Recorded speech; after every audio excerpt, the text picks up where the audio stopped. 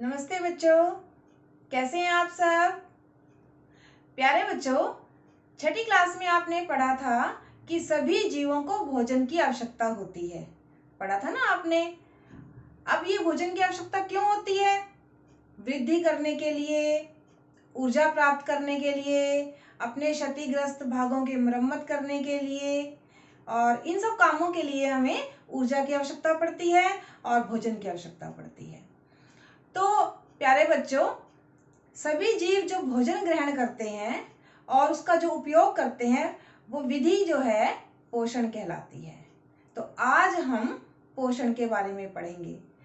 पोषण जो है वो मुख्य रूप से दो प्रकार का होता है, स्वपोषण और विषम पोषण। तो देखिए, हमारा जो आज का विषय है वो क्या है? पादपों में पोषण, न्यूट्रिशन इन प्लांट्स। पोषण क्या होता है? जैसा कि अभी बताया कि सजीवों द्वारा भोजन ग्रहण करने एवं इसके उपयोग की विधि को पोषण कहते हैं, जो दो प्रकार का होता है, स्वपोषण और विषम पोषण। अब स्वपोषण क्या है? वह विधि जिसमें जीव अपना भोजन स्वयं बनाता है, स्वपोषण विधि कहलाती है। और दूसरा विषम पोषण, जिसमें जंतु, उसमें हम भी आ गए, मनुष्य भी आ गए, हम हमारे समेत सभी जीव पौधों द्वारा बनाए भोजन को ग्रहण करते हैं। यह विधि कहलाती है विषम पोषण। तो प्यारे बच्चों, आज हम मुख्य रूप से स्वपोषण के बारे में जानेंगे। जब आपकी मम्मी आपके लिए कोई व्यंजन बनाती है तो उन्हें कुछ कच्ची सामग्रियों की आवश्यकता होती है, ठीक है ना। तो इसी प्रकार से स्वपोषण में जो जीव अपना भोजन स्वयं बनाते हैं उन्हें भी कच्ची सामग्रियों की आवश्यकता होती है। अब वो जीव कौन से हैं? वो हैं पौधे। बच्चों, पौधे अपना भोजन स्वयं बनाते हैं और अपना भोजन स्वयं बनाने की जो उनकी क्रिया है उसे कहते हैं प्रकाश संश्लेषण। अब प्रकाश संश्लेषण क्रिया के लिए पौधों को क्या क्या चाहिए, आइए देखते हैं। ये देखिए, प्रकाश संश्लेषण के लिए आवश्यक कच्ची सामग्री जो पौधे को चाहिए वो है जल, number 1, number 2 carbon dioxide, number 3 सूर्य का प्रकाश और नंबर 4 क्लोरोफिल। इन चारों चीजों की सहायता से पौधे भोजन बनाते हैं कार्बोहाइड्रेट के रूप में, या हम उसको मंड भी कह सकते हैं, और साथ में क्या बनाते हैं? Oxygen gas. तो बच्चों, अब हम थोड़ा विस्तार से चर्चा करेंगे कि प्रकाश संश्लेषण की जो क्रिया है, पौधों की जो भोजन बनाने की क्रिया है, वो कैसे होती है। तो आइए, मैंने आपको प्रकाश संश्लेषण की क्रिया के बारे में बताने के लिए एक व्यवस्था चित्र बनाया है। देखिए आप, ये है प्रकाश संश्लेषण क्रिया का व्यवस्था चित्र कि किस प्रकार से ये क्रिया होती है। बच्चों, ये एक पौधा है। अब प्रकाश संश्लेषण के लिए सबसे पहले चाहिए पौधे को पानी। हम पौधे को पानी देते हैं ना उसकी जड़ों में, तो जड़ों से वो पानी और उस पानी में खनिज लवण भी घुल जाते हैं। जैसे हम खाद डालते हैं पौधों में, वो सब पानी में घुल जाते हैं वो खनिज लवण, और वो सब जड़ों के द्वारा ऊपर भेज दिए जाते हैं। और वो कहाँ पहुंचता है वो सारा पानी? पौधे की पत्तियों में, ठीक है। तो ये पहली कच्ची सामग्री है जो पौधे को चाहिए।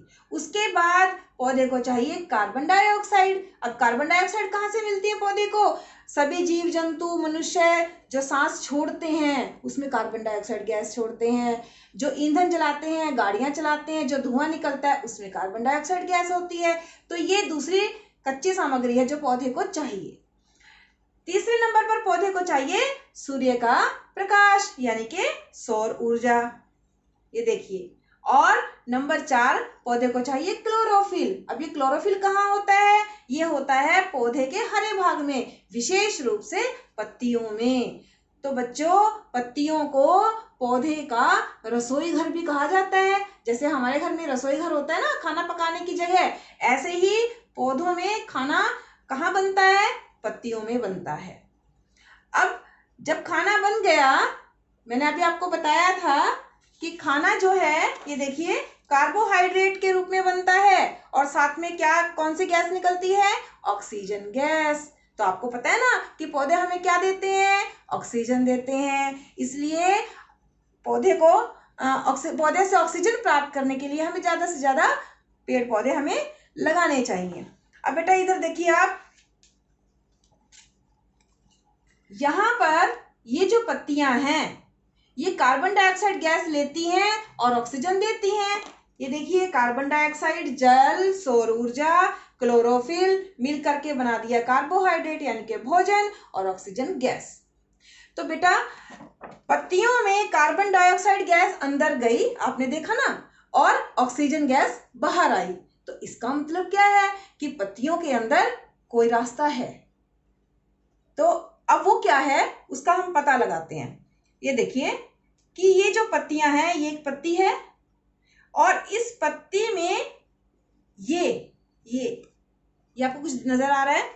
ये है बेटा स्टोमेटा, या हम इसको रंध्र भी कह सकते हैं।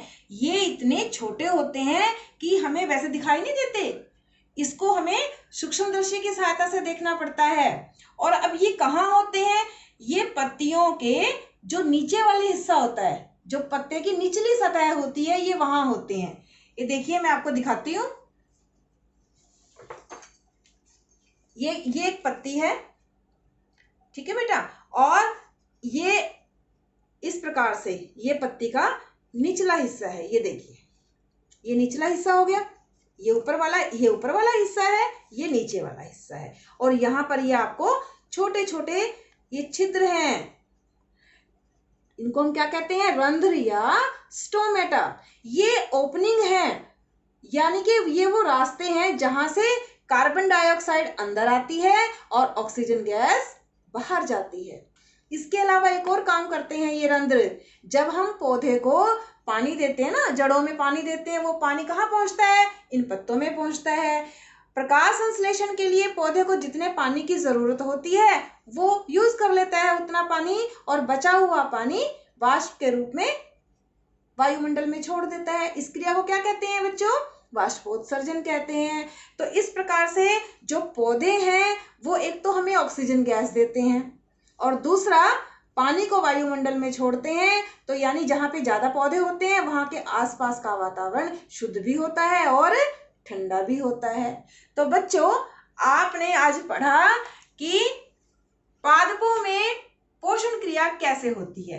तो हम कह सकते हैं अब कि पादपों में जो पोषण है वो विशेष रूप से स्व पोषण विधि के द्वारा होता है। स्व का मतलब स्वयं, अपने आप। तो पौधे जो हैं अपना भोजन स्वयं बनाते हैं, यह विधि स्व पोषण कहलाती है। और पौधों द्वारा भोजन बनाने की क्रिया प्रकाश संश्लेषण कहलाती है। और प्रकाश संश्लेषण के लिए हमें कच्ची सामग्री चाहिए। क्या क्या चाहिए?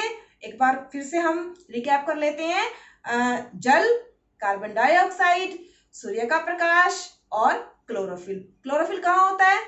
पौधों की पत्तियों में, हरे भागों में। वैसे तो अधिकतर ये पत्तियों में ही होता है, परंतु कुछ पौधे ऐसे होते हैं जहां पर पत्तियां कांटों के रूप में होती हैं, जैसे कि कैक्टस। वहां पर ये कहाँ पाया जाता है? उनके तने में भी पाया जाता है। तो ये चारों कच्ची सामग्री मिलकर के पौधा भोजन बनाता है कार्बोहाइड्रेट या मंड के रूप में, और फिर क्या देता है हमें साथ में?